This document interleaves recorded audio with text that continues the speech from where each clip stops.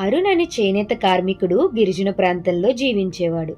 అతను చాలా సాధారణమైన జీవితం జీవిస్తున్నా కూడా చేతిలో గొప్ప కల ఉంది. ఒకరోజు ఒక ముసలాయన అరుణ్ ఇంటికి వస్తాడు. చాలా ఆకలిగా ఉంది, తినడానికి ఏమైనా ఇవ్వమని అడుగుతాడు.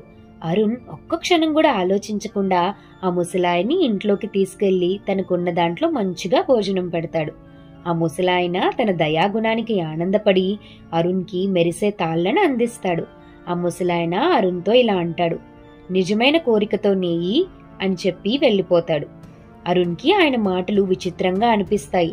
ఏంటో చూడాలి అని పట్టుదలతో రాత్రంతా కూర్చొని ఆ తాళ్లతో ఒక అందమైన చాపను నేస్తాడు.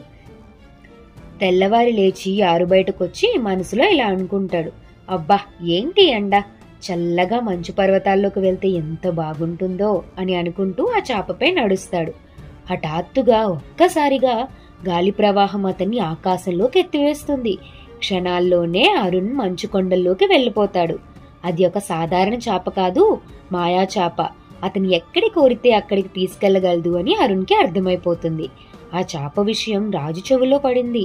వెంటనే అరుణ్ని ఆస్థానానికి తీసుకురమ్మని ఆజ్ఞ